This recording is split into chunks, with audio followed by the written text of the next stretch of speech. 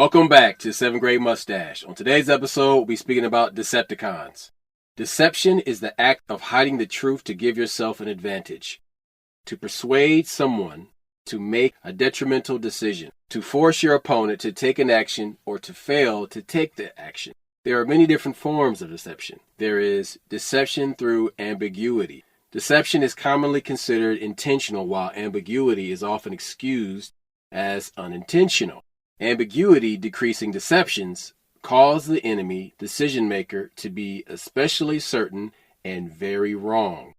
Planners often have success using these deceptions with strong-minded decision makers who are willing to accept a higher level of risk. But deception through ambiguity is a subtle and insidious tactic that is used to mislead and manipulate others. It involves creating or exploiting unclear, vague, or open-ended language or situations or clues to achieve a desired outcome. This type of deception can be employed by individuals or organizations to gain an advantage or influence decisions or conceal intentions. Karl Marx said something to the effect, accuse your enemy of what you're doing while you're doing it to create confusion. You know what I'm saying?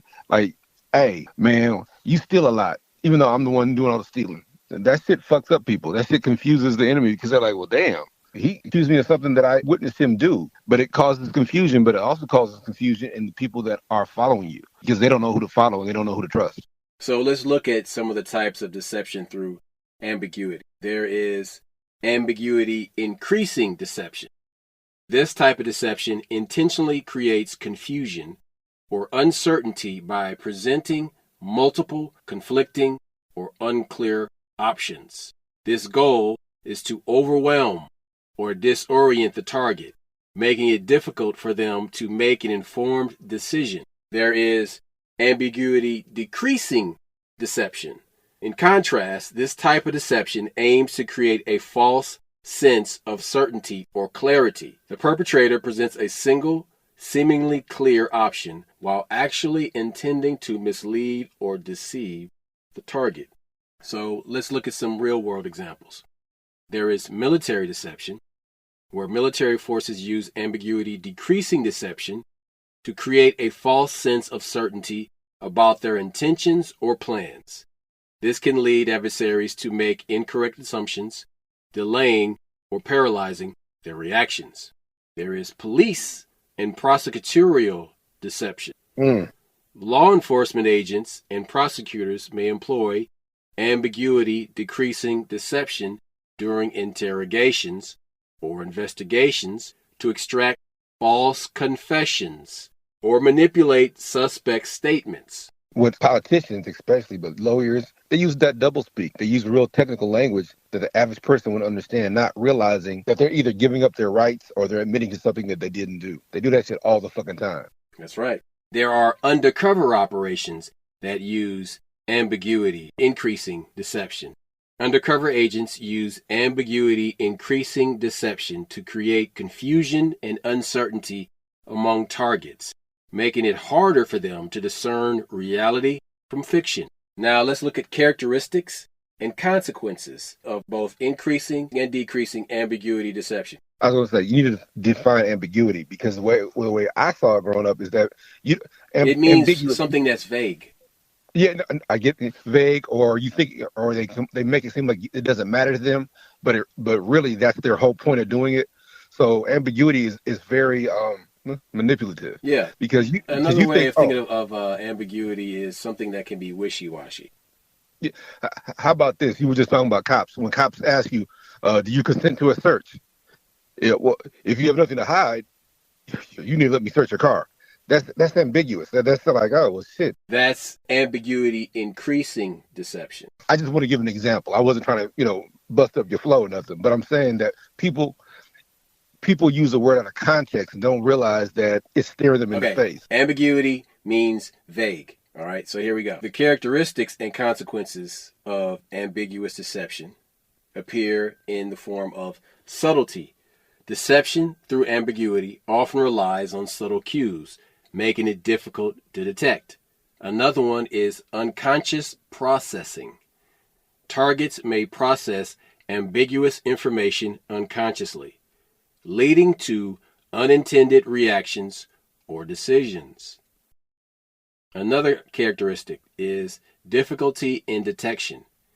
Ambiguity-based deception can be challenging to identify, as it often lacks overt lies or misrepresentation. Another one is long-term consequences.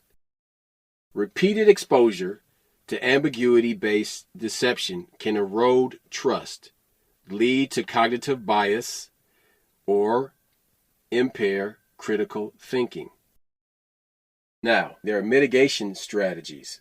These can appear as 1. Critical thinking. Develop skills to recognize and challenge ambiguous language or situations. 2. Verify information.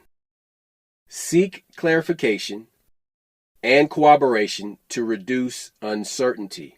3. Monitor for subtlety.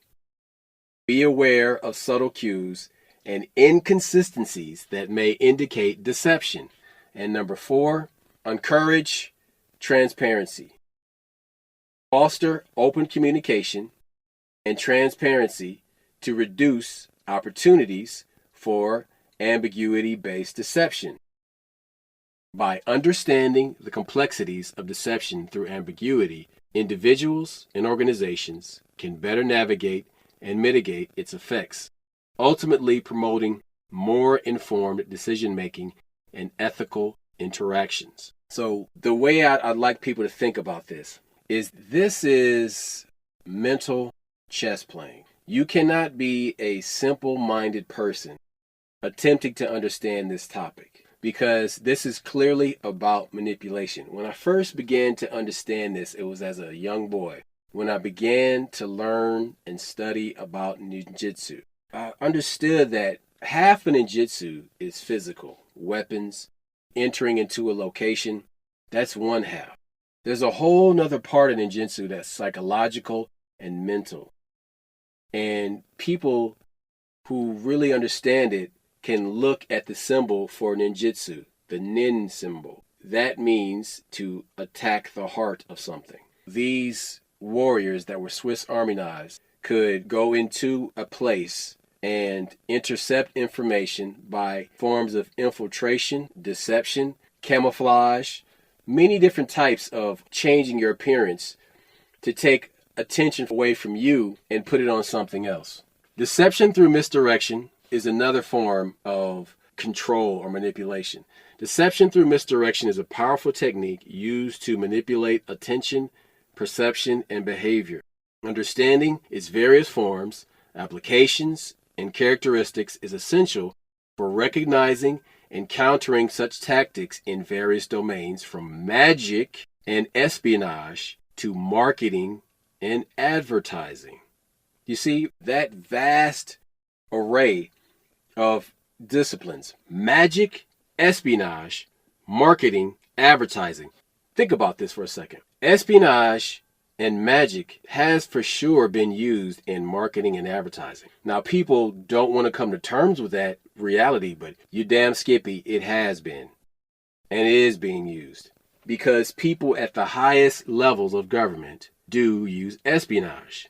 And in the even smaller groups that control those levels of government, there are people who practice dark arts magic. So, deception through the use of sequence events is another tool that's used. This refers to a type of manipulation where a person intentionally presents a series of events in a specific order to mislead or deceive others. This technique is often used to create a false narrative, to conceal information or manipulate perceptions. But lived experience, it gives you a leverage over a lot of things. Even these young kids who don't respect, knowledge and authority, they do respect experience that they haven't had, so that's why they're listening. But this poor kid, probably in his 20s, maybe 30s, was clinging to every word this guy was saying, and every word was full of shit. But like I said, we're just talking about deception, and like I said, this is minor, but this is just an example of how somebody can push that narrative. One thing to consider is when you research sequence events, you see how it can be deployed. There are several different ways, and they are the following. To withhold information by presenting events out of chronological order or omitting crucial details. Researchers can create a misleading impression of what occurred. Another thing they can do is to manipulate the context. See, we just talked about this newscaster that was recreating history, rewriting history. Well, he withheld pertinent information, and then he manipulated the context by sequencing events that can be used to alter the context in which information is presented, influencing how participants interpret the information. Now, another is creating false expectations. By presenting events in a specific order, researchers can create false expectations or assumptions in participants, leading them to draw incorrect conclusions. And they play on people's desire for success. That's everything from that Nigerian prince trying to give you $10 million to Publishers Clearinghouse to the election. That's playing on people's success bias. So examples of sequence events used deceptively include false narratives, selective memory, and deceptive feedback. False narrative, they present a series of events in a particular order to create a false story or account of what had occurred. Selective memory omits or reorders events to create a bias or inaccurate representation of past experiences. Deceptive feedback provides participants with false or misleading information about their performance or progress using sequence events to create a false narrative. That's like a chick saying that you got a big dick and you know you don't. Like, oh my God. Yeah, she's playing you, son. She just needs a place to stay. The plainclothes version of deceptive feedback is somebody feeding you bullshit or blowing smoke up your ass. For sure. So, to mitigate deception through sequence events, researchers should ensure transparency. Researchers should ensure transparency. Use accurate and complete information. Avoid manipulating context. Use debriefing procedures. Damage the participants' trust or ethical concerns. Now, when you ensure transparency, you clearly disclose the researcher's design, methods, and potential biases to participants. When you use an accurate and complete information, you present events in a chronological order and provide all relevant details to avoid misleading the participants. When you avoid manipulating the context, you ensure that the context in which information is presented is accurate and unbiased. Or when you use debriefing procedures, you provide participants with a complete and accurate debriefing after the study, including any necessary corrections or clarifications. In addition, you should be aware of the potential risks and consequences of deceptive sequencing, including damage to participant trust or ethical concerns. Now, damage to the participant trust is deception and how it can erode trust between the researchers and the participants, potentially affecting validity and the generalized nature of the research findings. When you use ethical concerns or you employ ethical concerns, the deceptive sequencing may violate ethical principles, such as informed consent or respect for participants' autonomy. So what we're presenting here are ways to make you aware of the risks and consequences of deceptive sequencing. One of the big things that help to mitigate that is knowledge of self. That was a big thing back in the 90s. If you have knowledge of self, if you know why who you was are, it knowledge of self? Because it came through hip hop music. And Yeah. for people, what people need to understand, as somebody who lived through the early 90s, okay, and whose third eye was wide open while all this was happening, is that it was hip hop music and not any other form of music that was giving you a direct IV drip to knowledge of self. The reason I bring that up is because whenever these cats would get sucked into the Nation of Islam, they would hit you with that, man, you got to have knowledge of self. And you like, but I already know who I am. Now, if you don't have knowledge of self, that sounds very impressive. You dig what I'm saying? Like, Yes, if you don't know yourself, you are very impressionable. Then people like Malachi York can come along with these little pocketbook, pamphlets, and it's all information stolen from other places, but there's no bibliography telling you where to go and dig further and read these books that he got this stuff from. He wants you to come to him as the water fountain. When this shit was presented to me, I'd already been on this shit since I was 13. yeah, So my dad let me know what your dad let us know what my was up. dad, but also you and I reaching for this information, being in a media saturated environment that had cartoons that taught us about DNA, alternate realities, terrorist organizations, life on other planets, Ribonucleic acid. We hollow know all earth, that. all that shit, man. You know what I'm saying? I So remember. I cloning, remember when you asked, cloning. oh my God! I remember when you asked my uncle about DNA and RNA when Uncle Greg came to visit. My uncle was in the Peace Corps, so he's like a world traveler, and that just impressed us. And we would ask him questions or how this work or what's like over there, or You know what he was? Greg was kind of like the grown up version of us. oh yeah, yeah. He was like a grown up alternate reality of you and I. Yeah. So, but that having somebody to bounce your thoughts off, No. having somebody. But having a black man that traveled around the world and he was educated to speak with us and give us feedback and treat us, with some level of respect and not just like children. Dude, that was immense. So, like, you gotta understand, people, when I tell you that our childhood was fantastic, it was. We're wealthy without the bank accounts to show, No, hold it. The most important thing about your father, my Uncle Bussy, my Uncle Greg, also my Uncle Jeff, they were all military, but Greg was Peace Corps, which is still considered. He might as well be. Yeah, that was considered military service. Yeah, remember, that's what they came up with when you didn't want to go to Nam or whatever. But they were all world travelers. Your dad had been overseas.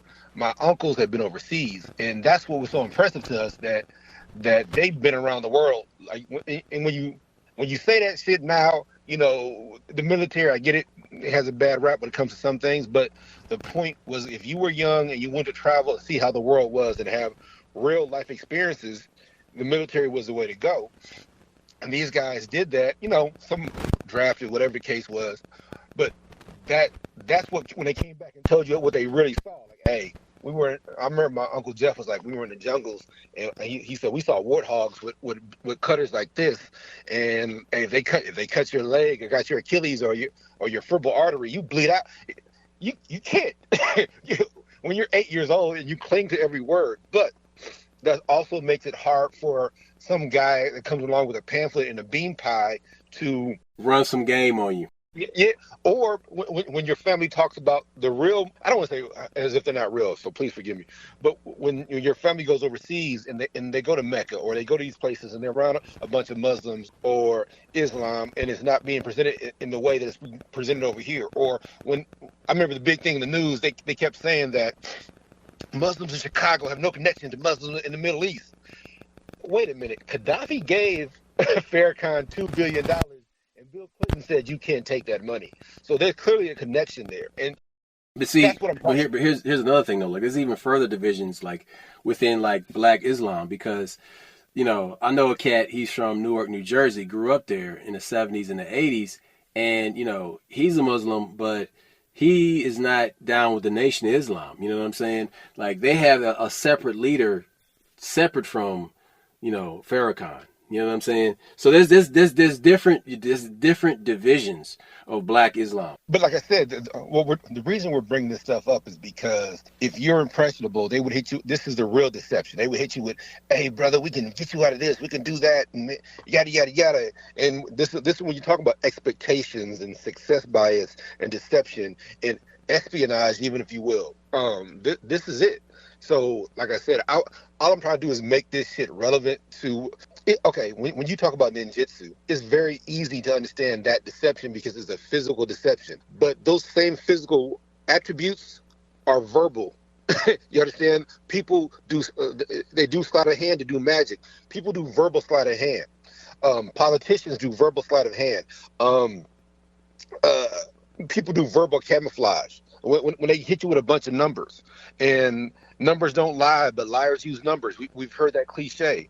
So what I'm trying to do is make this shit relevant, because what Roscoe's saying is some very deep, profound shit, but you act like it doesn't apply to you.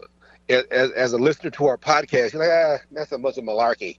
No, what it is that you don't recognize it right off the bat. So we're here to give you the Cliff Note version. Like, hey, if a preacher says this, they mean this. If a pimp says this, they mean that. If a politician says this, they mean this. That's part of the reason why we have two different views on the show. You have me, which is I'm going to give you the play-by-play, and then he is going to give you the color commentary. So I give you the facts, and he's going to be like, all right, check it out. It's like this. You know what I'm saying? So there's two different ways of looking at this, but you put those together and you have a complete, cohesive view. Now, there's something that people should be aware of, and it's called Magruder's Principle. The vulnerable mind fits ambiguous information to its own preconceptions and expectations. Magruder's Principle is the application of your critical analysis to the facts that support your analysis and to the facts that contradict them. So you should give equal play to both, to the facts that support your analysis and the facts that contradict them. And then, like the Egyptian deity of the scales, you got to balance them. All right. So we go on. Now let's circle back to a show that we had that was taken down for those of you that can't go back and listen to it. This one was about doublespeak. And there's various different flavors of that. So you have components of doublespeak, right? Now, the one component of doublespeak is, well, we'll put it, I'll give you, I'll lay it out for you like this. You have euphemisms, jargon, gobbledygook, and inflated language. Now, I want to define each and every one of these. Euphemisms are a pleasant way of presenting cold reality. They passed away. They're sleeping around. You know, when a euphemism is applied to mislead, it becomes doublespeak. For example, killing can be substituted with unlawful, arbitrary deprivation of life, or a permanent health adjustment. Hey, when we were kids, black people had certain codes.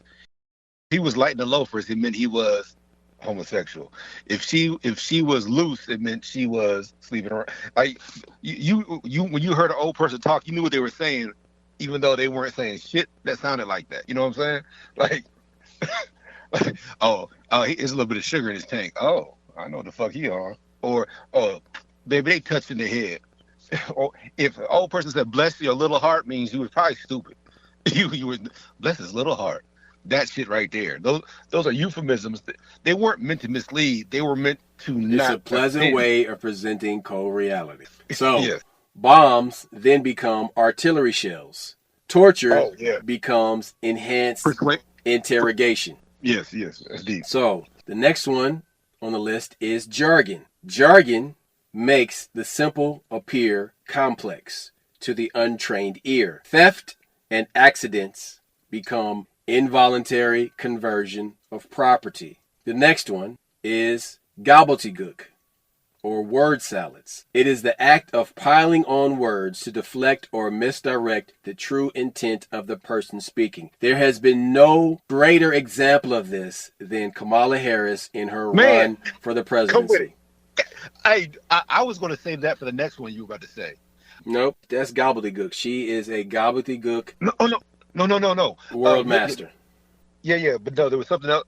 You said word salad. And she did like these 10 speeches, and she always had that quote, we must be unburdened by what was and what will be, you know.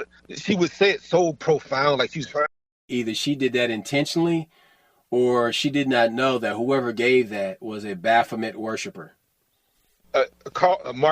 Marxist said it. What he was saying when he said it originally was that you must destroy the society that exists to bring about a new society. But she just said it so profound, and she said it real slow to hit her mark. But she's saying we must be unbridled by what was for what will be to be. And I'm like, she thinks she sounds smart. She's using ambiguous language. Yeah. Oh, come. I was about to say, but you said it was gobbledygook. I was saying it was that word salad Yeah, bullshit. gobbledygook So and word salad are the same thing. either way, she wasn't saying anything important. At the same time, what she was saying was is detrimental. It's misleading. It's everything. So yeah, come on, bro. I yeah, I agree. Okay. I concur. The last one is inflated language. A used car becomes a pre-owned vehicle. A returned product from a store becomes refurbished. A negative patient care outcome is a person that died in the hospital. Dude. So If, what's come on. crazy is that the one place where these four levels of doublespeak are concentrated are in legalese and Yeah. Oh legal yes. documents. And you see these new forms of doublespeak being sprouted from the tech industry. People trying to rebrand things. Why you got to rebrand something? I mean, if it ain't broke, don't try to fix it.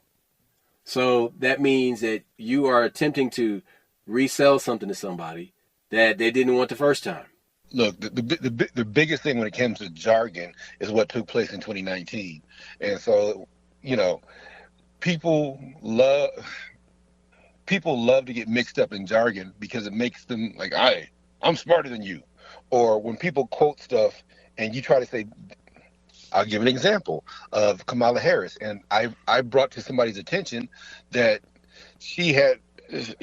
Somebody said, well, she's a prosecutor. I said, well, yeah, she put some people in jail that were innocent, and when she found out, she wouldn't let them out. Do you know what that person said to me? She was just doing her job. No, no, I'm no. like, No, no, no, no. Keeping people on death row that are innocent is not you doing your job. I had the because your job same is just. discussion with somebody in D.C. last week. I know you did. I know you did. But your job is supposed to be justice. So when you find out that you did disjustice or a disservice to society, shouldn't you rectify that shit immediately? Because that's your job. That's what. I'm sorry. But people defend it. She was just doing her job. She was putting people in jail. Like, she's supposed to put guilty people in jail. Then you have been deceived through ambiguity increasing and decreasing jargon, because you have been deceived through a sequence of events that led you to think that this person is trustworthy. Yes, but you don't know this person at all. But again, that goes back to the success bias.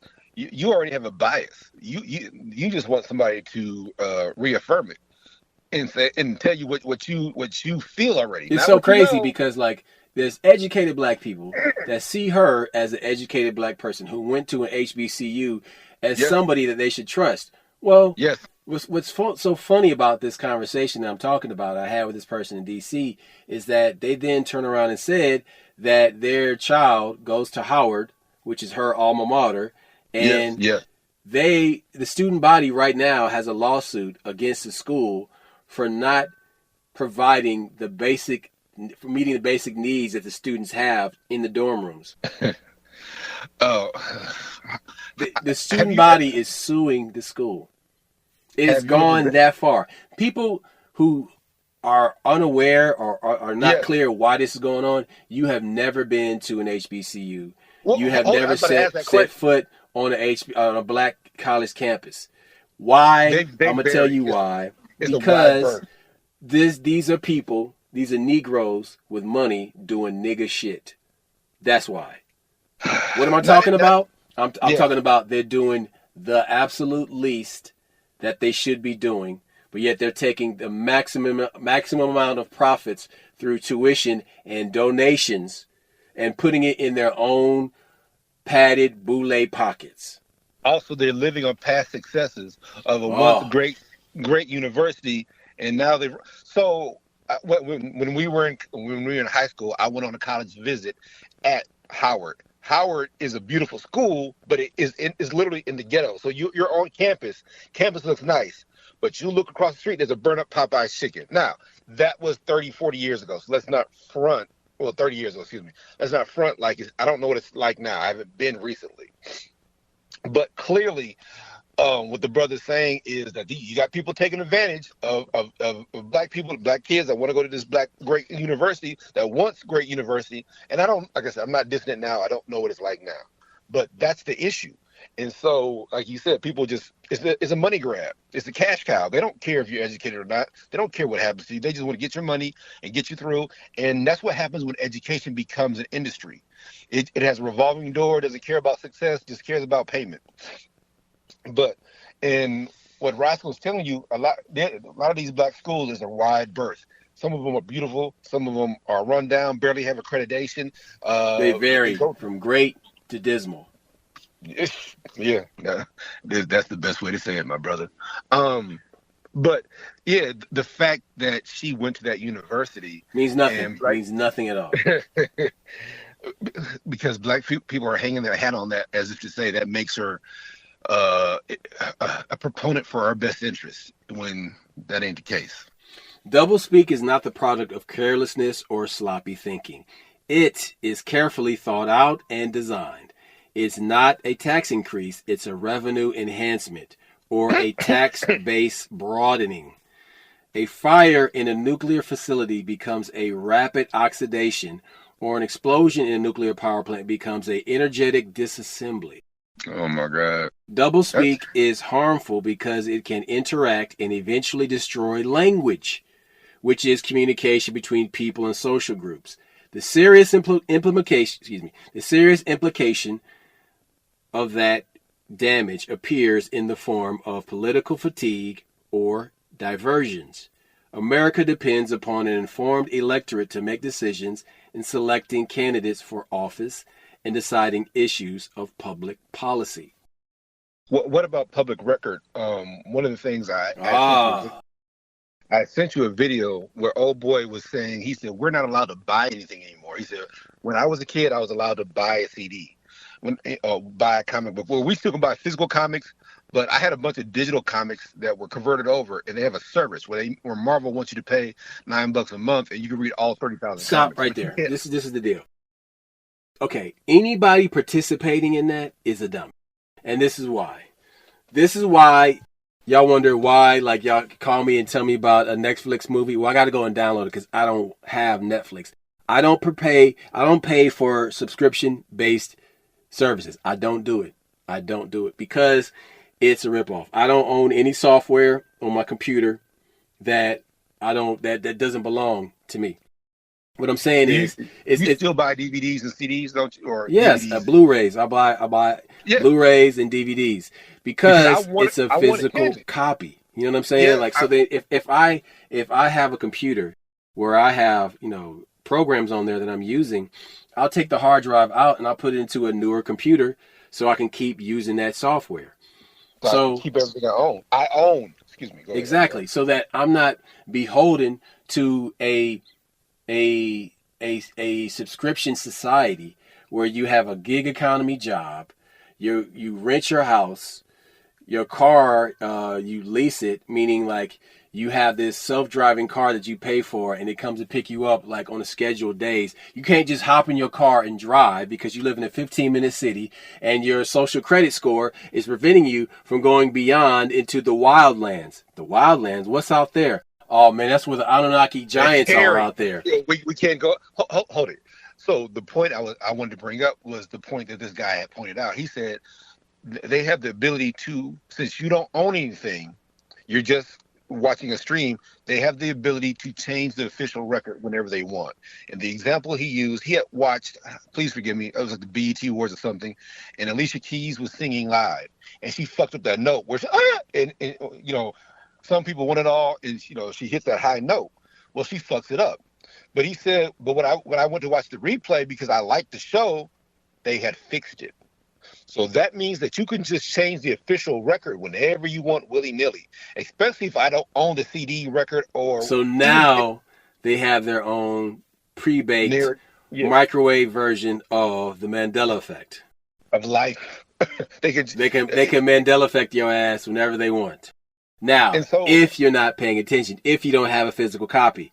Now, This is why you need to have physical copies. This is one of the reasons why the younger generation is into vinyl right now.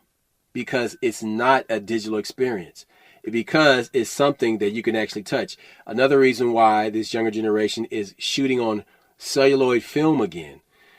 Watch music videos that are coming out right now, that are on social media, that are on YouTube. A lot of them are shot on 16 millimeter analog film.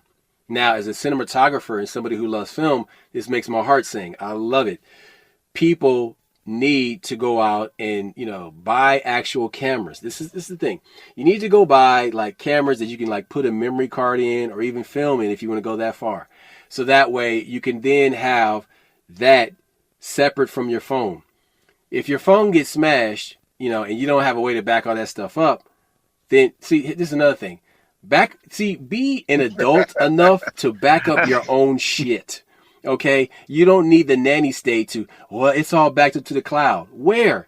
On Smurf Island? Like, I don't dude, trust them motherfuckers. Exactly, Again, because all your information, all this stuff comes at a price, because all your information is being vacuumed up by these flying UFO-looking surveillance platforms, and that data is being sold to people. But not only that, is that this is how they can censor you. This is how they can see what you're talking about, what pictures you're looking at. Oh, he's this, he's that. This is blackmail material. Excuse me. Here's the other part that me and you talked about when we was in high school and CDs that got big. A CD is still a digital copy.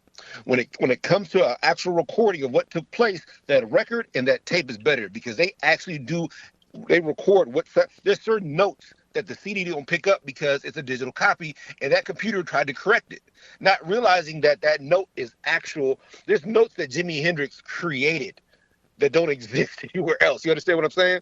That he's an artist, and you think he's out of tune. That's what the computer thinks. But anybody who knows that art form realizes, like, oh my God, Prince and Hendrix are on another level, and they literally created a note. They literally they call it the Bo Diddley riff. All these songs are based on that. There's certain shit. The Bo Diddley beat. No, that's a real thing. I know. And they all had to pay this nigga too. But I digress. But what I'm saying is, there's certain things that a CD. It is infinite wisdom. It is correcting the music when it's really altering music away from what the actual artist intended. So that's what I'm saying. When you think that this cloud thing, they're looking at all your files. There's no secrets. We just told you in past podcasts that AT&T was sharing your information for years, decades. We're just willfully. Yes. They happy have to do it. NSA employees that they thought worked there. Like, these niggas work side by side with AT&T employees. They're like, hey, where did Ralph go? Did he retire? No, he went back to the NSA. So that's why this doublespeak, this jargon, that inflated talk. See, when you were talking about inflated talk, you were referring to a way to make something sound better. When I was referring to inflated talk, I was referring to the fact that this candidate we had was trying to use some profound things to make herself seem smarter and seem like we should listen to her because she talks in poet licensed bullshit. So these things are all detrimental because, like he said, I can't even say ambiguous. Ambiguous, because it sits there and you think it doesn't matter, and it really is the most important word in there. The subtleties, but that fits in a society that's pushing racial and sexual ambiguity. Oh wow! Okay, so now listen. No, those words came out of a woman who was racially ambiguous. Ambiguous. Her words were gobbledygook word salads that were deception through ambiguous sequenced events. White folks don't like critical race theory, and I don't like the name of it, and I don't even care for it. Look, this is the thing, though. They don't like it, but a lot of that shit is true. Oh, they invented it. So when you sit here and you hear about Orville and Wilbur Wright, but you don't hear about Evans, the black guy that invented the plane before them, or Ibn Firnas, who flew 700 years ago. That's critical race, because you're picking your race. So you guys invented that shit. So what it is that when I speak, as I said, Karl Marx, accuse somebody of doing what you're already doing. They're accusing us of doing what they're already doing. And then we feel like guilty, like, oh shit, is this not real? This can hurt America. America been hurting us. So you need to find the real history and teach that to your children before they go to school and get indoctrinated into this bullshit so they understand the difference. So like I said, this is inflated speak. This is double talk. This is all the stuff that they're doing to us, and we accept it because we want to get good grades. Sometimes getting good grades in school means that you are the best indoctrinated child. Doesn't mean that you're the smartest one in the room. You dig? Yeah, but a lot of these schools are designed to weed out people that would be rebellious thinkers. Yes. People, put them on medication. Exactly. They're the people that they want away from the people who are trained in this Rockefeller school system to submit. But deception through advertising is one thing we should talk about. Deceptive advertising harms people in much the same ways as deception in sales and tends to be wrong for the same reasons. Deceptive ads harm consumers by causing them to have false beliefs about the nature of products being advertised, and thereby causing them to make different purchasing options than they would have made otherwise. Now, one thing to consider is how deceptive ads harm consumers and argue that running such ads is morally wrong. So the advertisers appeal to the presumption of the buyer's ignorance. But when you examine U.S. laws regarding deceptive advertising, you see the law prohibits deceptive advertising, but it defines deceptive advertising too narrowly. U.S. law frequently permits what is, in fact, deceptive advertising. Therefore, following U.S. laws is not an adequate ethical standard for advertisers. That's complicated because literally a company can exist doing something wrong as long as you don't call them out on it. That includes baby powder causing cancer. The talc was causing cancer. Or there's a big lawsuit right now, don't laugh, with ginger ale. Because the Schweppes ginger ale, or I can't remember, Canadian Dry, whatever it was, didn't have any ginger in it. And so the company said, we never said it had ginger. But then, so somebody sued them and said, well, you can't call it ginger ale because as an employee, as a consumer, I assumed ginger was in it. And so the reason that they lost a lawsuit, because it was a reasonable assumption. Well, one thing you can do is just take a 2-liter, peel some ginger and just drop it in there and just leave it. Then take it out after a week, and then you can drink it. That's how you can make your own ginger ale 100%, but you can't call something ginger ale if it don't have ginger in it, because that's a reasonable assumption of an intelligent person. When you see lemonade, it says lemon flavored all over that motherfucker. It says natural flavor. Flavor is taste, not ingredients. A lot of people get confused because they see natural this, natural that. That is a way to fuck. That's misleading. Because it's the natural flavor is any organic flavor. So like blue raspberry, because that raspberries ain't blue, it's not natural flavor. But if you got raspberry, that's that flavor that exists. That's a natural flavor, not natural ingredients, because they got 1,300 different chemicals to make that flavor. So when you break this shit down, that's why this advertising thing, what's messed up is they can exist doing this shit for a very long time until somebody stands up and says this shit ain't right, and then they get held accountable and they get sued, and next thing you know there's a lawsuit. And did you buy this product between 1974 and 83? You have a third nipple, and it's our fault. Did you eat Popeye's chicken in the years 2020 to 2022 when you were told not to eat that bullshit? Exactly. Yeah, nigga. But that's the whole advertising thing, and that's why it's so important that we actually hold these people accountable. Because, like I said, any reasonable person would think that it's called ginger ale. It has ginger in it. Now, when we were kids, it had ginger in it. In fact, your parents gave it to you when you got sick. Because the ginger would help you heal and anti-inflammatory. Your stomach. Yeah, it's a lot of shit. But the bottom line is that that's a reasonable assumption for somebody to make. If it's called this, if people they're making fake chicken, but if it ain't got chicken in it, how's it called fake chicken? That's something different. Take the word chicken out of it. But no, chicken is a brand, and you assume that if it says chicken that you're getting a specific type of bird. Nope, that's fake advertising. That's lying. That's misspeak. But again, like this deception is an entire industry. It is a subset of advertising, of law enforcement, of the tech industry, of telecommunications. It manifests itself at every station of professional jobs or professional industries. These things, when they pop up, you have to really comb through them because, we talked about deception through ambiguity and the many different forms being increasing and decreasing. And then the real world examples of the military deception, police and prosecuting deception, and undercover operations using deception.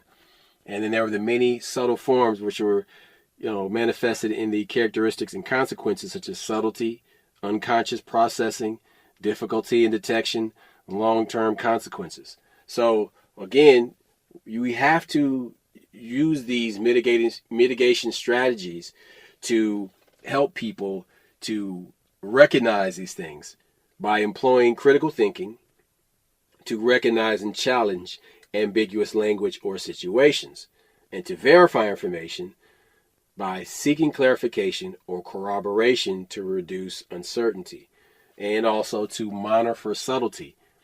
Your bullshit meter should always be calibrated. If this shit's getting out of tune, tune it up. Be aware of subtle things and inconsistencies that may indicate deception. Or there's another, which is the encourage transparency. You can, work towards open communication and transparency to reduce opportunities for this ambiguous deception. You have to use these tools because the problem is that in the past 2 years, we have seen this warp speed advancement where they are taking out all the safeguards of preventing people from being deceived. And you're seeing it more and more in, we haven't even talked about the financial industry and how banks make money on your deception. Oh my God. There's so much. Redlining was born out of deception. Well, okay, here's the deepest thing is that the reason we fall for the banking system is because we're taught early on what products that when you're in grade school, you're supposed to get a savings account. And I'll give an example of something. My mom used to do a Christmas club when I was a kid. She would put I would have me put money in there so I could get my own Christmas gift, yada, yada. But a Christmas club ain't nothing but a savings account without interest. That's what I mean by products. So they get you acclimated to these products while you're in grade school. Then you're in college and junior high. And then you get junior high, high school. Then you get to college. And next thing you know, you're getting a loan for your education. Now, I used to teach Sunday school. One of the hardest things I had to go through with my kids was they would get a car loan, but they wouldn't get a loan for their education. I'm like, well, look, they can repossess your car, but they can't repossess your mind. If you don't pay them motherfuckers back, who the fuck cares? But that's what I mean by you're learning how to be a consumer of the banking industry, the banking cartels from early on. And the big term right now with black folks is financial education and financial this. And what they're saying is that we were misled to be complete consumers and that we were never taught how to buy property or owning this or owning that. And so that's why I'm saying that they mislead you so early on, and then when you go to a bank, you're at a disadvantage, and you're just fucking fodder. all you are is a number. All they want is your money. They don't care about benefiting you or protecting you. So another thing that can lead you astray is your bias, and in a world full of lies, you have to defend yourself against bias. There's many different types, and I'll go through them right now. There's advertising bias, anti-science bias, concision bias, content bias, corporate bias, coverage bias, decision-making bias, demand-driven bias, demographic bias, man, that's West Coast, I'm East Coast, distortion bias, false equivalence, selection bias, negativity bias, partisan bias, sound familiar? Actor-observer bias, anchoring bias, availability bias, confirmation bias, false consensus effect bias, the halo effect, hindsight bias, misinformation effect bias, optimism bias, self-serving bias, framing bias, status quo bias, speculative content bias. These are many different forms of bias. So by having a bias towards a lot of stuff, that can hurt you. Like I said, go back to the Magruder's principle and how you should really be applying equal play to things that confirm your analysis and things that contradict them. Look at both and find the weaknesses on both sides. Look, you should be looking for the truth. And that's the whole thing, that people are giving you their version of the truth, or what they give you just enough for you to make the wrong decision. That's what we're dealing with right now. That's why advertisement, that's why media, that's the job of media, is to give you information so you know who to vote for. And right now the media is misleading you. But for some reason, people still voted. They voted differently than the media wanted. You got Jimmy Kimmel and these people on TV crying because Trump got in office. And like I said, I ain't the biggest Trump fan, but that right there, that's deceptive. Because some people are saying that the reason he's crying is because a lot of these people are going to go to jail because of some of the laws Trump put out there. We keep talking about Epstein. Epstein Island, and they're saying that Jimmy Kimmel went to that island a bunch of times. So maybe that's what he's afraid of. He ain't crying because he hates Trump. He's crying because the jig is up. People often think about martial arts as a purely physical thing, and how, you practice these katas, you practice these forms 1,000 times until you die, and that's all there is to it. Wrong. That is one part of it. But martial arts is a holistic life form. And it's a way of life that allows you to use different aspects of your being. Of course, you start with the physical forms, but that expands into awareness, because by practicing these forms so many times, you develop a certain type of awareness, and that becomes internal martial arts, or how to heal yourself, or how to maintain your body, or to use the energy of your body to, defend yourself or attack others. But you have to think of the world that we are in now as a martial arts centric world, because there are attacks and there's defenses, and then there is no mind. And it's hard to attack somebody who has no mind. And I'm not talking about a lunatic. I'm talking about a person who is so completely zen that nothing that you throw at this person is going to work. And so, John Jones. Right. But what I'm saying is that with all of these lies and people MK ultraing every second of reality, you have to be the Zen blade, like my man Snake Eyes has, cutting through all of this. Because it is that Zen blade that will tear through that false veil and present true reality as it is. And by messing with your head, they don't have to put you in a cage. You will put yourself into a cage. You will be riding for the enemy and don't even know you're doing it. You're flying the flag of a foreign negative adversary, or enemy adversary, and you don't even know it. You don't know how much harm that you're doing to yourself and how foolish that you actually look, how much you're actually betraying yourself. See, that's the core of what we're talking about with these different forms of deception. It's getting you to deceive yourself. But if you can deter the adversary by showing them that you've detected deception, well, that's not debunking, that's pre-bunking, right? That's a way of basically telling them, man, your shit don't work on me. But this is about exploiting the limits of human information processing. So these companies wanted to develop, lots of trustworthy sources of data and analysis, and measure reality from multiple perspectives and resolutions. The reason why this is becoming a hot button topic is because of artificial intelligence. We're having these discussions because AI is changing the nature of reality. People are going to this thing and using it. They're sitting at it like some child at the foot of a wise old grandparent or an elder, and they're acting like they got their own Uncle Greg. You know what I'm saying? And I'm But, like, but hey, that's the whole thing. We've been making this joke for about 2 years now, where I'm like, y'all want artificial intelligence? How about real intelligence? Like literally. what about the organic intelligence that they've created in the lab that's way more efficient than artificial intelligence, but it's way more dangerous because they can take that and put that into a cybernetic unit. But it's a synthetically created organic Yes. intelligence. They just That they is some, created. that dude. That's the beginning of the Sith Lords. That's what the Look, fuck look, that is. look. They just created a synthetic brain, and they said the next year it'll be conscious. Why do we need this? What is this? Who is this for? That's the whole thing. Like, certain If things you don't need to listen, be just done. go adopt a child. Like if you need it that bad, go adopt a No, child. there's so many motherfuckers that need love right now. You know what I'm saying?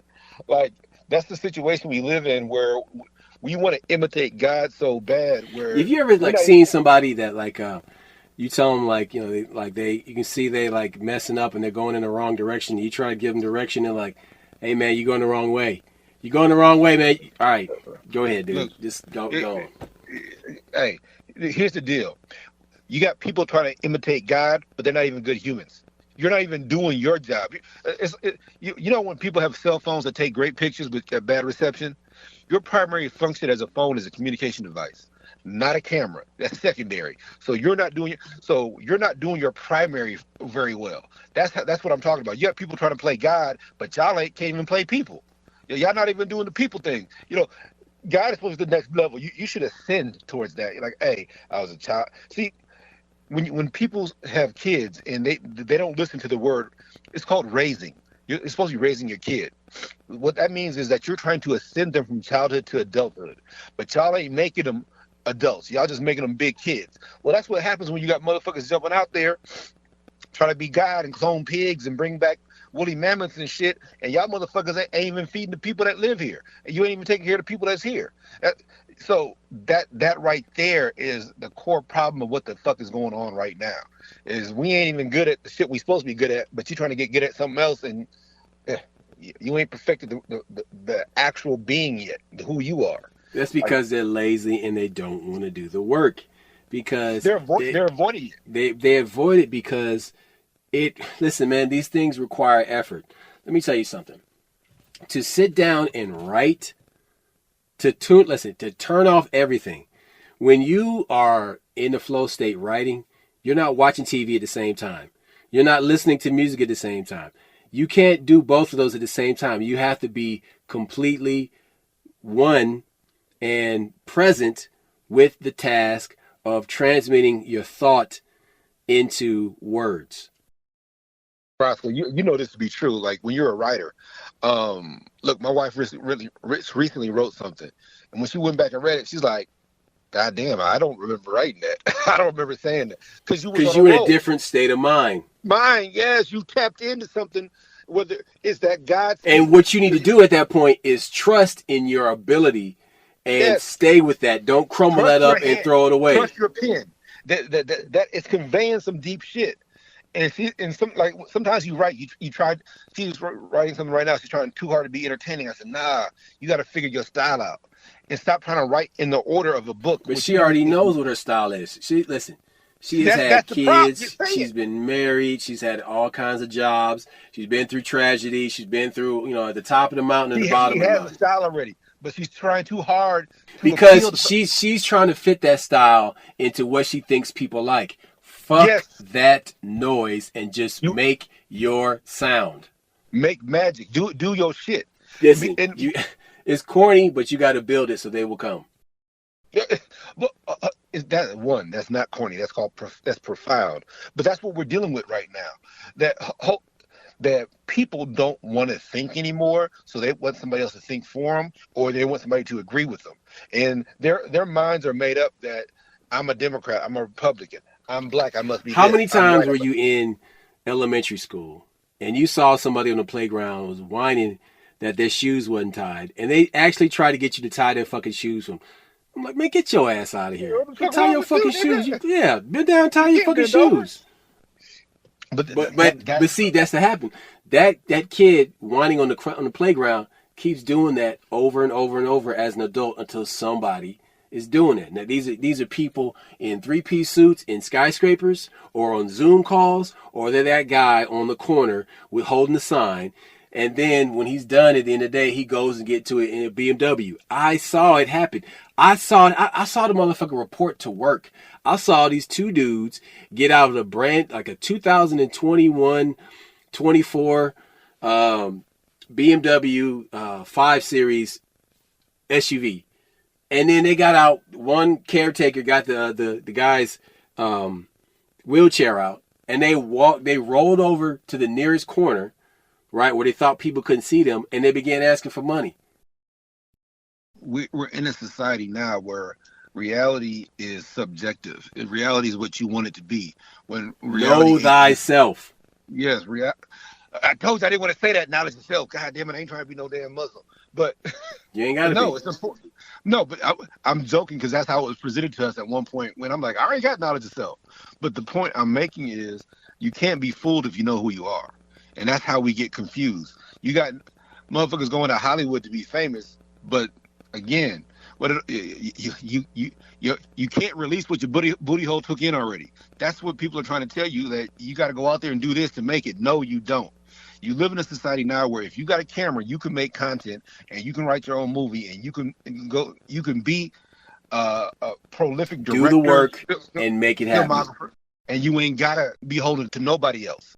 Look, that's all I got. We out. Peace. Holla back.